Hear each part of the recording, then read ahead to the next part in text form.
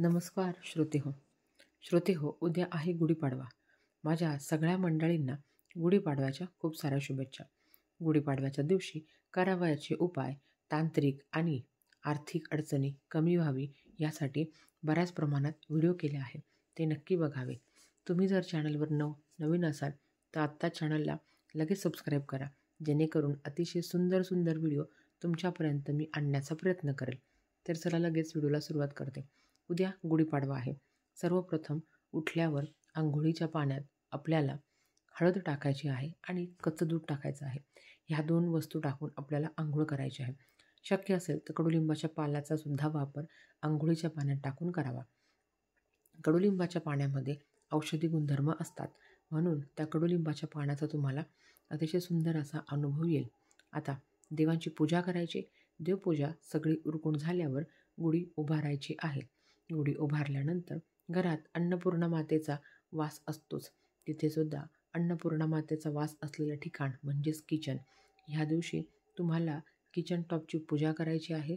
तुमचा गॅस आहे त्याची सुद्धा तुम्हाला पूजा करायची आहे. धन आकर्षणासाठी हे उपाय महत्त्वाचे मानले जातात. गुढीपाडव्याच्या दिवशी केलेले उपाय चिरकाळ तुमच्यासोबत असतात. तर चला जाणून घेऊया आपल्याला अजून एक महत्त्वाचा कुठला उपाय करायचा आहे. श्रोतेहो, गुढीपाडव्याच्या दिवशी सकाळी उठून किंवा सकाळी, दुपारी किंवा संध्याकाळी तुम्हाला चहा करायचा आहे. आता सगळ्यांच्याच घरात चहा केला जातो असं नाही. काही लोक चहा घेत नाही, काही लोक चहा घेतात. सर्वप्रथम तुम्ही चहा घेत असाल किंवा नसाल तरीसुद्धा उद्या तुम्हाला घोटभर चहा तरी घ्यायचा आहे. अगदी 1 घोट चहा घेतला तरी चालेल, कारण ह्या चहा बनवताना एक लक्ष्मीकारक, एक वैभवकारक, एक सुखसमृद्धीकारक वस्तू तुम्हाला या चहामध्ये टाकायची आहे. ती वस्तू आहे दालचिनी. होय, दालचिनी तुम्हाला चहामध्ये टाकायची आहे. काय आहे बरं ह्या दालचिनीचा फायदा, जाणून घेऊया. सर्वप्रथम माता लक्ष्मीला दालचिनी अतिशय प्रिय आहे. गुढीपाडव्याच्याच दिवशी हा दालचिनी टाकून चहा तुम्हाला प्यायचा आहे. कधी कधी असं होतं, लोकांकडनं वारंवार पैसे उसने घ्यावे लागतात. धन आकर्षण क्षमता कमी असते. तुम्ही कितीही प्रयत्न करत असाल तरीसुद्धा तुमच्या पैशाला यश मिळत नाही, तुमच्या कष्टाला यश मिळत नाही. आर्थिक अडचणी वाढलेली आहे.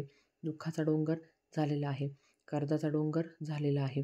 यातून मार्ग मिळावा म्हणून तुम्हाला गुढीपाडव्याच्या दिवशी, आणि हा उपाय वर्षातून एकदाच केला जातो, म्हणून गुढीपाडव्याच्या दिवशी तुम्ही तुमच्या घरात चहा करावा. चहा उकळताना, म्हणजेच चहामध्ये जेव्हा तुम्ही साखर, पाणी आणि चहाची पावडर एकत्रित उकळून घेता, तेव्हाच तुम्हाला दालचिनीचा तुकडा अतिशय छोटा मोठा जेवढं तुम्हाला शक्य असेल तेवढा तुम्हाला चहामध्ये टाकायचा आहे. तो चहा पूर्ण उकळून द्यावा. त्याच्यानंतर त्या चहामध्ये दूध टाकावं आणि नंतर परत चहा थोडासा उकळून द्यावा आणि नंतर तो घोटभर चहा सगळ्यांनी घ्यावा. ज्यांना शुगर असेल त्यांनीसुद्धा थोडासा घोटभर चहा घ्यावा. गुढीपाडव्याच्या दिवशी दालचिनी टाकून चहा पिल्याने आपल्याला धनाचं आकर्षण वाढतं, आर्थिक प्रगती होते. कारण माता लक्ष्मीला दालचिनी अतिशय प्रिय आहे, म्हणून ह्या दिवशी केले जाणारे उपाय हे तुम्हाला खूप जास्त प्रमाणात फायदेशीर ठरतात. तर मित्रहो, आता तुम्हाला मी दालचिनी टाकण्यासाठी सांगितलं. आता तुमचे प्रश्न येतील, सकाळी करावा चहा, दुपारी करावा की संध्याकाळी करावा, दिवसभरात एकदा करा, 4 वेळा करा किंवा 2दा करा. तुम्ही जेव्हा जेव्हा चहा बनवता तेव्हा तेव्हा तुम्ही गुढीपाडव्याच्या दिवशी त्या चहामध्ये दालचिनी टाकावी. दालचिनीचा फायदा आपल्या शरीरासाठी सुद्धा तेवढाच महत्त्वाचा आहे. दालचिनी टाकून चहा केल्याने शरीराला त्याचा फायदा तुम्हाला होणार आहे.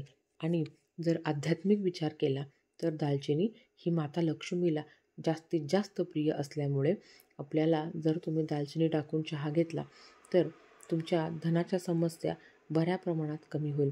जो प्रामाणिकपणे कष्ट करत असतो त्याला भगवंताची साथ असतेच, पण प्रामाणिकपणे कष्ट करूनसुद्धा तुम्हाला जर यश मिळत नसेल तर हा उपाय तुमच्यासाठी आहे.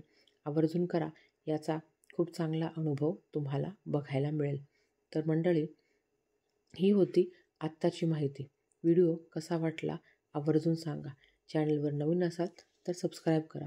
वेळात वेळ काढून व्हिडिओ बघितल्याबद्दल सर्वांचे धन्यवाद.